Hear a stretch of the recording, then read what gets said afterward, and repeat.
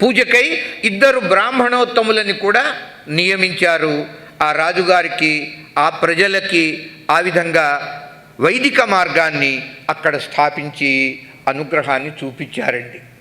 ఇది విశ్వగురువు చేయవలసినటువంటి పనులు ఇలా ఉంటాయి. అలా సాధించారు. ఆ సేతుపతి చేత పాలింపబడేటటువంటి రాజ్యం ఆ రోజుల్లో, దాన్ని కూడా ధర్మ మార్గంలో ఉద్ధరించారు. ఆ విధంగా ఇక నాటుకోట వారు అని ఉన్నారు. ఈ పేరు కొందరు వినే ఉంటారు. మన కాశీలో నిత్యము ఈరోజు కూడా నాటుకోట్ల పూజ అని జరుగుతుంది. అది ఒక సందర్భం ఇక్కడ వినిపిస్తున్నారు. మధురా పట్టణం, రామనాడు జిల్లా. ఈ నాటుకోట వాళ్ళు శెట్టియార్లండి, శ్రేష్ఠులు, వైశ్యులు. అది ఒక తెగ. చాలా విశేషంగా సంపద కలిగినటువంటి వారు వీరందరూ ఆ రోజుల్లో అండి. ఆ సమయంలో వారందరూ అదొక సంఘం, వారిది ఒక అసోసియేషన్.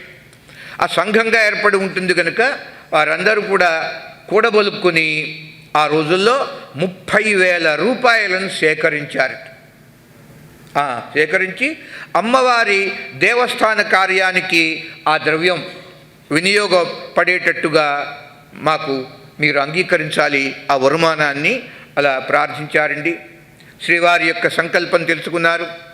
ఆనందించి మీ తెగ అంటే ఆ నాటుకోట్ల యొక్క వంశీకులు, మీ తెగ మూలంగా మా యొక్క శృంగేరిలో అమ్మవారి శారదాంబ ఆలయ జీర్ణోద్ధారం జరగాలి. ఆలయం కొంచెం శిథిలమైపోయింది. అప్పటికి శిథిలమైనటువంటి శారదా అమ్మవారి యొక్క ఆలయాన్ని మేము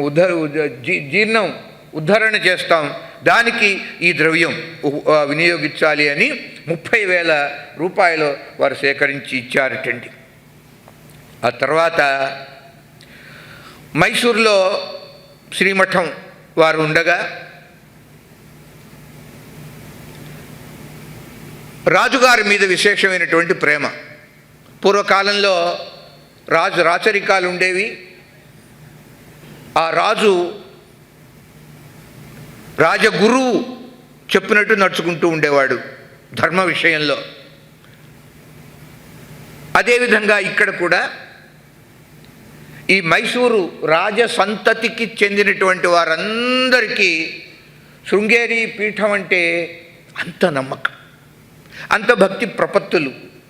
చాలా విశేషంగా వస్తూ పోతూ ఉండే ప్రతి చిన్న విషయాన్ని శ్రీవారికి చెబుతూ వారి యొక్క అనుమతి తీసుకుని ఏదైనా సరే ఒక శుభకార్యం కానీ వాళ్ళు అలా చేసుకుంటూ ఉండేటటువంటి వారు. చాలా విశేషంగా ఆ వంశం మీద శ్రీవారికి అనురాగం, ప్రేమ. అయితే ఇక్కడ సందేహం వచ్చింది. పరమాత్మ గీతాశాస్త్రంలో సమోహం సర్వభూతేషు నమే ద్వేష్యోస్తి న ప్రియ. సమోహం, నేను, అహం సమః, నేను అందరి పట్ల సమంగా వ్యవహరిస్తాను, మా స్వభావం అది. నాకు ఒకడు ద్వేషింపదగినవాడు లేడు, నాకు ఒకడు ప్రేమకు పాత్రుడు విశేషంగా లేడు. నమే ద్వేష్య న ప్రియ, ప్రియాప్రియాలు మాకు లేవు అని ప్రతిజ్ఞాపూర్వకమైనటువంటి మాట గీతలో పరమాత్మ పలికారు కదా. అలాంటప్పుడు శ్రీవారికి ఈ చామరాజ వంశపు ప్రభువుల పట్ల ఇంత విశేషమైన ప్రేమ ఆధిక్యత, అతిశయించినటువంటి ప్రేమ ఇలా ఉంటున్నది కదా. శ్రీవారు సాక్షాత్తు శంకర స్వరూపులు కదా. వారికి ఇట్లా కొంచెం ఈ భేద బుద్ధి, వారి మీద విశేషమైన కృప అలా ఉండవచ్చునా? ఆ సందేహం కలిగేటప్పటికీ చూడండి, మనసులో వారికి తెలియకుండా ఉంటుందా సర్వజ్ఞులకి మనోభావాలు? వారి దగ్గర మనం దాపరికం చేయగలమా? ఆ భగవద్వాక్యాన్ని శృంగేరి స్వాముల వారికి అది ఎట్లా వర్తిస్తుంది? విశేషంగా రాజసంతతి వారి మీద మిక్కిలి ప్రేమ చూపిస్తున్నారు కదా అని సందేహం, దాన్ని తీర్చాలి అంటే దానికి కారణం చెప్తున్నారండి. దేశాన్ని పరిపాలించేటటువంటి రాజు క్షేమంగా ఉండవలే. ఆ రాజు యొక్క యోగక్షేమాలు విశేషంగా ఎవరు కోరవలసింది? రాజగురువు. రామచంద్రమూర్తి విషయంలో సూర్యవంశానికి గురువులుగా ఎవరున్నారు? వశిష్ఠ మహర్షి ఉన్నారు. ఆ వశిష్ఠ మహర్షి ఆ రాజు యొక్క యోగక్షేమాలు కోరకపోతే ఎట్లా? విశేషంగా రాజుగారు బాగుంటే ప్రజల యొక్క ఆ రాజ్యము, ఆ పరిపాలన, వారి సుఖ సౌఖ్యాలు బాగా ఉంటాయి. అంచేత దానిలో తప్పే ఉన్నదండి. కారణం కూడా చెప్పారటప్పుడు శృంగేరిలో. ఈ శృంగేరి యొక్క మహత్తరమైన ఈ వ్యాఖ్యాన భద్రపీఠం అంటారు శృంగేరి పీఠాన్ని. ఆ భద్రపీఠం మీద అనేక మంది మహాపురుషులు 36వ వారు ఇప్పుడు ఉన్నారు. మనం 33వ స్వాముల వారి చరిత్ర ఇది చెప్పుకుంటున్నాం. ఇంకా కూడా వెనక్కి వెళితే అప్పటికి అంటే 100 సంవత్సరాలకి 600 సంవత్సరాలకు పూర్వం, అంటే ఇప్పుడు 700 సంవత్సరాల పైన మనం అనుకోవాలి. ఈ గ్రంథ రచన జరిగి 110 సంవత్సరాల కంటే ఎక్కువైందండి స్వామివారి యొక్క చరిత్ర. అంచేత ఇప్పటికీ ఇంకొక 100 పైన మనం కలుపుకోవాలి. ఈ 700కి పై సంవత్సరాల క్రింద ఆ సమయంలో పట్టభద్రులుగా మహాపురుషులు విద్యారణ్య స్వామి ఈ పీఠం మీద కూర్చున్నారు. విద్యారణ్య స్వామి వారు అంటే 12వ మహాపురుషులండి. వీరు 1380 క్రీస్తు శకం 1380 నుంచి 1386 వరకు 6 సంవత్సరాలు పీఠాధిపత్యాన్ని వహించినటువంటి మహానుభావులు. వారి సమయంలో చరిత్ర చెప్తున్నారు. వీరు విజయనగర సామ్రాజ్య స్థాపన చేశారు. ఆ స్థాపన చేయటంలో వీరికి చాలా శ్రేయస్సు, వారి యొక్క ప్రతిష్టా గౌరవాలు ఉన్నాయి. కాంట్రిబ్యూషన్ అంటాం, ఆ కాంట్రిబ్యూషన్ ఉంది. విద్యారణ్య స్వాముల వారి చేత విజయనగర సామ్రాజ్యం స్థాపింపబడి అక్కడ ఉన్నటువంటి రాజులు ఆ విద్యారణ్య స్వామి వారి యొక్క పరమమైన అనుగ్రహానికి వారందరూ ఆ రాజులు పాత్రులైన వారే. అంత చక్కగా పరిపాలన చేశారు ఆ రోజుల్లో. కనుక అంటే ఎట్లా ఒక చక్రవర్తులందరూ కూడా ఆ విధంగా విద్యారణ్య స్వాముల వారి అనుగ్రహంతో సంపాదింపబడ్డది కర్ణాటక రాష్ట్రం. విజయనగర సామ్రాజ్యం అంటాం మనం. శ్రీకృష్ణదేవరాయల యొక్క సమయం అది బంగారు గోల్డెన్ ఏజ్ అంటాం. అంటే కావ్యపరంగా లిటరేచర్ని బట్టి చూస్తే, వాంగ్మయం దృష్టితో చూస్తే అదొక స్వర్ణయుగంగా మనం భావించవలసి ఉంటుంది. అలాంటి విద్యారణ్య స్వాముల వారి యొక్క అనుగ్రహం చేత స్థాపింపబడినటువంటి కర్ణాటక రాష్ట్రం ధార్మికంగా ఈ రాజులు ఒకరి తర్వాత ఒకరు సింహాసనం మీద కూర్చుని పరిపాలించటం ధర్మ మార్గంగా. దానికోసం ఏర్పడినటువంటి శృంగేరి మఠవండి గురువులు ఆ విషయంగా ఎంతో భక్తి, ఎంతో విశ్వాసం అండి ఆ రాజులకి. స్వాముల వారు చేసేటటువంటి ధర్మ ప్రచారం, దానికి సహాయ సహకారాలు అందిస్తూ ఉండేవారట రాజులు.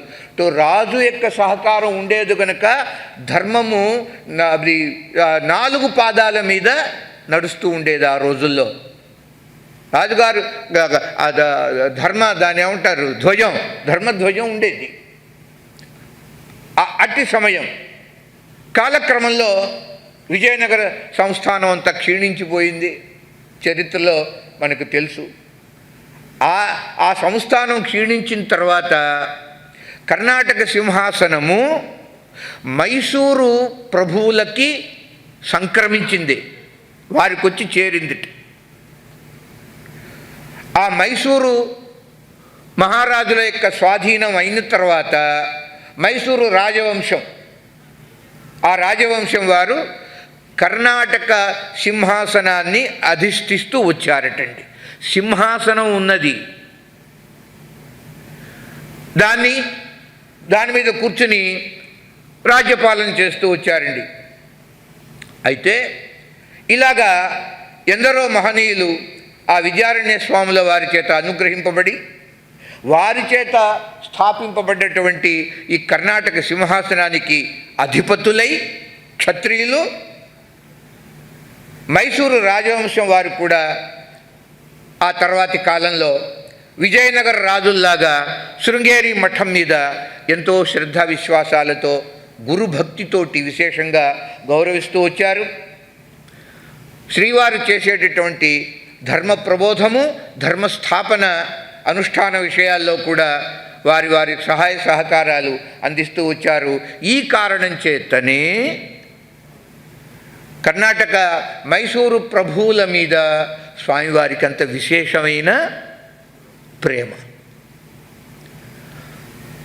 ధర్మ సహకారం చేస్తూ ఉన్నారండి వారు. ద్రవ్యం ఎప్పుడన్నా అవసరమైతే ద్రవ్యం 30,000 ఇచ్చారండి.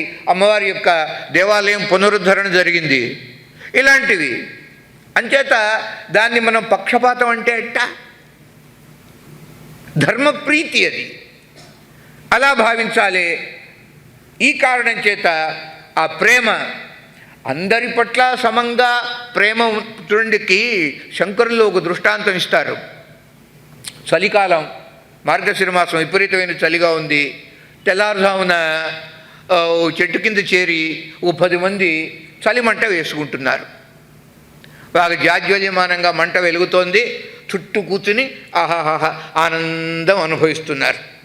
ఇప్పుడు చలికాలంలో అగ్ని తాపం అది ఒంటికి ఆనందంగా ఉంటుంది కదా, అలా కూర్చుని దూరంగా ఒకడు కూర్చుని అనుకుంటున్నట్ట, చిచి అంత సుఖపడుతున్నారు, నేను ఇక్కడ నానా అవస్థపడుతున్నాను, భరించలేకుండా ఉన్నాను అని అనుకుంటూ వాడు దుఃఖపడుతూ కూర్చున్నట్టు అక్కడ.